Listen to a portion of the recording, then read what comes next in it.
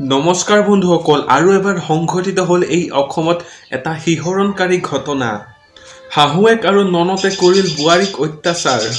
বন্ধুসকল, ঘটনাটো সংঘটিত হৈছে মৰিগাঁৱৰ মৈৰাবাৰীত। এটা খুবেই চাঞ্চল্যকৰ ঘটনা ঘটিল মৰিগাঁৱৰ মৈৰাবাৰীত। এগৰাকী বোৱাৰীক গৰুৰ পঘাৰে বান্ধি অত্যাচাৰ কৰিলে শাহুৱেক আৰু ননদে। বোৱাৰীগৰাকীক বহুদিন ধৰি শাৰীৰিক আৰু মানসিক অত্যাচাৰ কৰি আছিল শাহুৱেক আৰু ননদে। এই বোৱাৰীগৰাকীয়ে অত্যাচাৰ সহিব নোৱাৰি চাপিল আৰক্ষীৰ কাষ। চাৰিআলিৰ পৰা আহোঁতে বাটতে মানে কাশেম দোকানীৰ ওচৰত অহাৰ লগে লগে কিছুমান ল'ৰাবিলাকে কৈ আছে এজন বোৱাৰী ইফালে দৌৰি গৈছে, হাত বান্ধা, তেওঁ চিঞৰ বাখৰ পাৰি গৈছে, তোমালোকৰ ঘৰৰ পিনে গৈছে নেকি? মই বোলো সেইবিলাক নাজানো, মই চাৰিআলিতে আছিলো। অলপ পিছত মই ঘৰত আহি পালো, পোৱাৰ পিছত কৈছে হয় এজনী এই মঞ্জুলৰ ঘৈণীয়েক হাত বান্ধা লৈ আমাৰ ঘৰত আহিছিলে, আপোনাক বিচাৰি গৈছে, আপোনাক পোৱা নাই, এতিয়া গাঁওবুঢ়া ঘৰত গৈছে।